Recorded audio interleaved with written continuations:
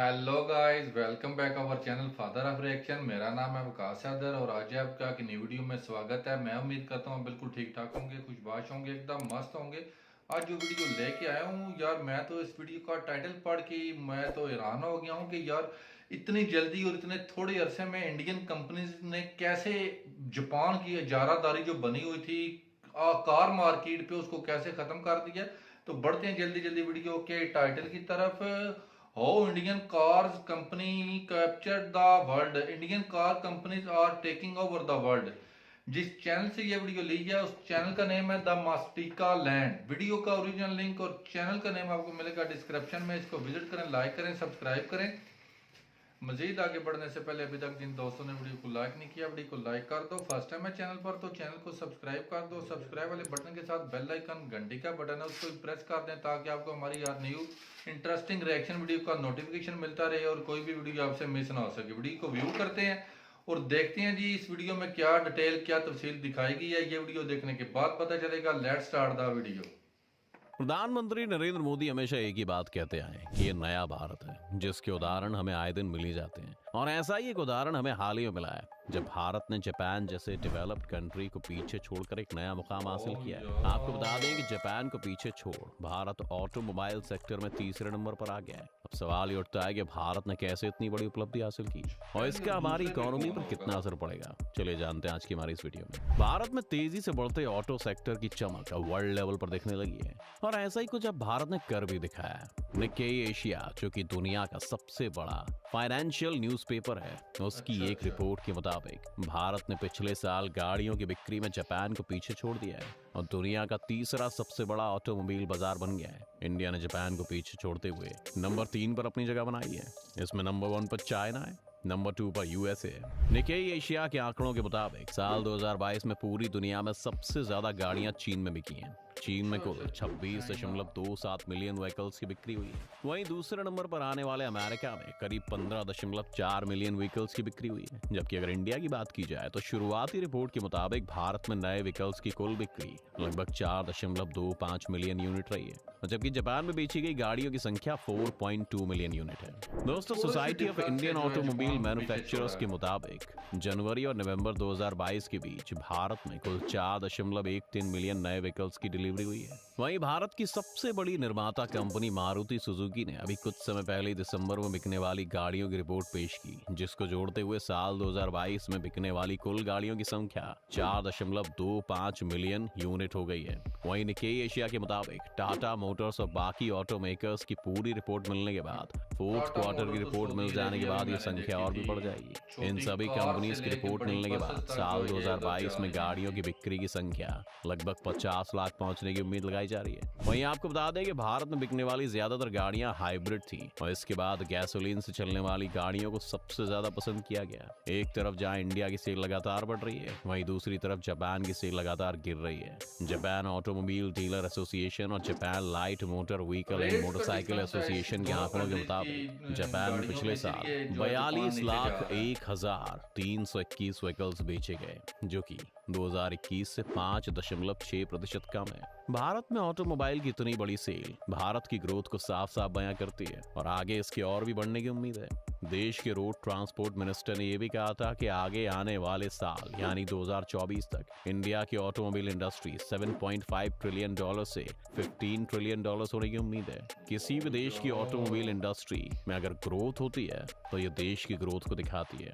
और जहाँ इंडिया में कार का कंजप्शन बढ़ा है तो ये बात अपने आप में एक सबूत है कि इंडिया आगे बढ़ रहा है, इसीलिए इसने जापान को पीछे छोड़ा है। चलिए दोस्तों, अब आपको बताते हैं कि आखिर जापान को पीछे छोड़ने की क्या वजह है। ये बात सच है कि इंडिया लगातार ग्रो कर रहा है और इस वजह से इंडिया आज जापान से आगे निकल गया है, पर कहीं ना कहीं इंडिया की इस पॉजिटिव ग्रोथ के पीछे की वजह जापान की नेगेटिव ग्रोथ भी है। जिस तरह से इंडिया ने जापान को ऑटोमोबाइल सेल में पीछे छोड़ा है, कहीं ना कहीं ये बात भी सामने आ गई है कि जापान की इकोनॉमी ग्रोथ रेट इन दोनों काफी कम है। इंडिया आगे बढ़ रहा है, ये बात जग जाहिर है, लेकिन कहीं ना कहीं जापान की इकोनॉमी लगातार गिर रही है। अभी इस वक्त जापान तीसरी तो वहीं भारत 5वीं दुनिया की सबसे बड़ी अर्थव्यवस्था है, जबकि इंडिया से पहले जर्मनी है। ऐसे माना जा रहा है कि साल 2025-26 तक इंडिया जर्मनी को पीछे छोड़कर नंबर 4 पर आ सकता है। वहीं एक्सपर्ट्स का मानना है कि शायद जापान को इंडिया इतनी आसानी से पीछे ना छोड़ पाए, लेकिन अब ऑटोमोबाइल सेक्टर के बाद देखा जा रहा है कि जापान की इकोनॉमी लगातार गिर रही है और ऐसे में जापान को इंडिया नॉर्मल जीडीपी में भी बहुत पीछे छोड़ सकता है। इसकी जी, बहुत जो सारी आंकड़े वजह अब है। नजर आ रहे कोविड हैं की वजह लगता से तो जापान यही की है, इकोनॉमी जापान पर को ये बहुत पीछे असर पड़ा छोड़ है देंगे, और लोग मुझे भी शादी यही नहीं कर लगता रहे है। हैं। इस कारण यहाँ की आबादी भी लगातार गिर रही है, लोगों की फर्टिलिटी रेट पर भी असर पड़ रहा है। इसके अलावा ये भी देखा गया है कि जापान की इकोनॉमी में जो भी ग्रोथ दिखती है वो जापान के बड़े शहर टोक्यो और क्योटो जैसे बड़े शहरों की वजह से है। इसलिए हाल ही में ये भी खबर आई थी कि जापान के लोग लगभग 6 लाख रुपए तक देने को तैयार हैं ताकि लोग जापान के टोक्यो शहर को छोड़कर किसी और शहर में जाकर बसे और किसी और शहर की इकोनॉमी डेवलप हो सके। इसके साथ ही कहीं ना कहीं इंडिया की ग्रोथ के साथ साथ इंडिया के कस्टमर्स की प्रेफरेंस भी चेंज हुई है और इसीलिए ही आज इंडिया इस पोजीशन पर है। चलिए अब आपको बताते हैं कि इंडिया के इस ऑटोमोबाइल सेक्टर की ग्रोथ का इंडिया पर क्या असर पड़ेगा। जैसा कि हमने आपको बताया कि किसी भी कंट्री में अगर आपकी ऑटोमोबाइल ग्रोथ बढ़ती है तो उसे कंट्री की ग्रोथ के रूप में देखा जाता है। इसे कुछ इस तरह से समझ सकते हैं कि जहाँ पहले कार अफोर्ड नहीं कर पा रहे थे वहीं अब लोग कार खरीदने में दिलचस्पी लेने लगे। इसका सीधा सा मतलब है कि लोगों की इनकम के पास बढ़ी पैसा है आ और रहा है। पर कैपिटा इनकम में इजाफा हुआ है, इसलिए लोग आज कार खरीदने में दिलचस्पी दिखा रहे हैं। इस ग्रोथ के काफी असर हो सकते हैं जिनमें से हम कुछ आपको यहाँ बताने वाले हैं। Economic impact. दोस्तों, इस इंडस्ट्री से देश की जीडीपी में तो बढ़ोतरी होगी, ये तो हम सभी जानते हैं। साथ ही इससे बहुत से लोगों को रोजगार भी मिलेगा। भारत में ऑटोमोबाइल की सेल जहाँ बढ़ी है तो जाहिर सी बात है देश में ऑटोमोबाइल इंडस्ट्री भी बढ़ेगी और ये एक ऐसी इंडस्ट्री है जिसके बढ़ने से देश में बहुत से लोगों को जॉब मिल पाती है। इसे हम ऐसे समझ सकते हैं कि इंडस्ट्री जॉब प्रोड्यूस करने के साथ साथ जॉब क्रिएट भी करती है। कार को असेंबल करने में, उसकी डिलीवरी करने से लेकर बहुत सारे डिपार्टमेंट में लोगों को जॉब मिलती है। लेकिन इसके साथ साथ कार मैन्युफैक्चरिंग में भी बहुत सी इंडस्ट्री को काम मिल पाता है। जैसे कार के पार्ट्स बनाने में स्टील एंड आयरन इंडस्ट्री शामिल होती है, वहीं कार के टायर से लेकर उसकी पूरी मैन्युफैक्चरिंग में बहुत इंडस्ट्री शामिल है। इसके अलावा इस इंडस्ट्री के ग्रो करने पर बहुत से रिपेयर सर्विस सेंटर भी खोले जाने की पॉसिबिलिटी बढ़ रिपेयरिंग जाती है, वर्कशॉप जिससे बहुत से वालों लोगों को को बहुत रोजगार बड़ा मिलता बिजनेस है। मिल साथ ही जाता है। कार की सेल ज्यादा होने पर सरकार को भी ज्यादा टैक्स मिलता है। इसलिए ये भी माना जाता है कि अगर एक ऑटोमोबाइल इंडस्ट्री ग्रो कर रही है तो एक देश भी ग्रो करेगा। इंडियन ब्रांड्स को फायदा। जहां एक तरफ इंडिया लगातार आत्मनिर्भर बनने की तरफ आगे बढ़ रहा है तो वहीं दूसरी तरफ जहां वोकल फॉर लोकल के प्रोग्राम भी चलाए जा रहे हैं। ऐसे में इंडिया की इतनी बड़ी उपलब्धि हासिल कर लेने के बाद देश के इंडियन ब्रांड्स को भी एक बड़ा प्लेटफॉर्म मिलेगा ग्रो करने के लिए। दोस्तों, बाहर से जो गाड़ियां देश में इंपोर्ट या एक्सपोर्ट की जाती हैं उन पर बहुत सा टैरिफ लगाया जाता है। इसलिए इंडियन कंपनी जैसे कि टाटा, महिंद्रा को एक बहुत बड़ा एडवांटेज मिलेगा कि वो अपनी कंपनी को इंडिया में ग्रो करवा सकती है और साथ ही साथ मुनाफा भी कमा सकती है। उस पैसे का इस्तेमाल कंपनी रिसर्च एंड डेवलपमेंट में कर सकती है और फिर इंडिया की कंपनीज भी बाहर कार एक्सपोर्ट कर सकती हैं। International trade.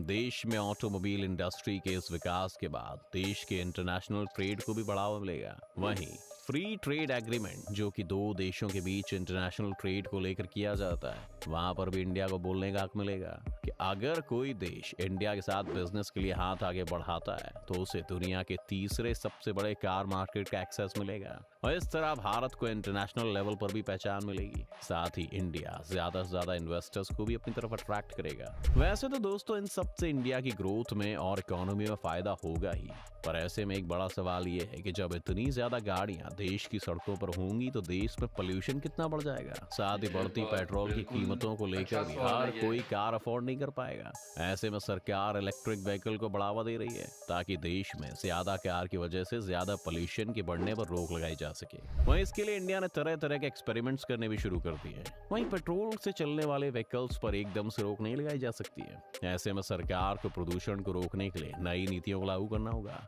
जिससे भारत ग्रो करने के साथ साथ पोल्यूशन फ्री भी हो सके। तो दोस्तों, आपका भारत की इस बढ़ती ग्रोथ को लेकर क्या कहना है?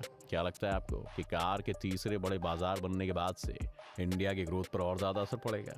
आपकी इस वीडियो को लेकर क्या राय है, हमें हमारे कमेंट सेक्शन में जरूर बताएं। जी तो गाइस, ये थी जी वीडियो इंडियन कार इंडस्ट्री को लेके। इस वीडियो में पूरी तफसील दिखाई गई थी, बताई गई थी और कैसे इतने थोड़े अरसे में इंडिया ग्रो करते हुए जापान को पीछे छोड़ दिया।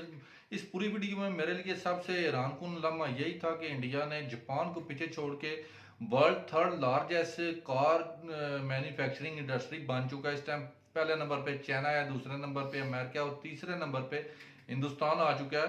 तो हैरानकुन बात ही मेरे लिए, इससे पहले तो मैं बिल्कुल भी ये बात नहीं जानता था कि हिंदुस्तान में कार मैन्युफैक्चरिंग की इंडस्ट्री जो इतनी तेजी से ग्रो हो रही है और इस वक्त वो दुनिया की थर्ड लार्जेस्ट मैन्युफैक्चरिंग इंडस्ट्री बन चुकी है। अगर बात करूं मैं टाटा को लेके, टाटा मोटर्स की, मैं जैसे कि आप काफी वीडियोस में मैं आपके साथ डिस्कस कर चुका हूं कि मैं सऊदी अरेबिया में होता हूं, उधर मैं कंपनीज में जॉब करता हूं। तो उधर मैंने देखा हुआ बहुत सारी कंपनीज में आज से 5-6 साल पीछे चले जाएं तो बिल्कुल भी ये नजर नहीं आता था, लेकिन इस टाइम करंट सिचुएशन जो है कि बहुत सारी कंपनीज में टाटा कंपनी की आपको गाड़ियां मिलती हैं, डबल केबन गाड़ियां मिलती हैं, छोटी कार्स मिलती हैं, बड़ी बस जो होती हैं, बसेस जो लेबर्स को लेके प्रोजेक्ट पे जाती हैं, वो बसेस भी जो है वो टाटा कंपनी के उधर देखने को मिलती हैं और बहुत ज्यादा तादाद में होती हैं। ये नहीं कि बहुत कभी देखी है फिर काफी अर्सा नजर नहीं आई।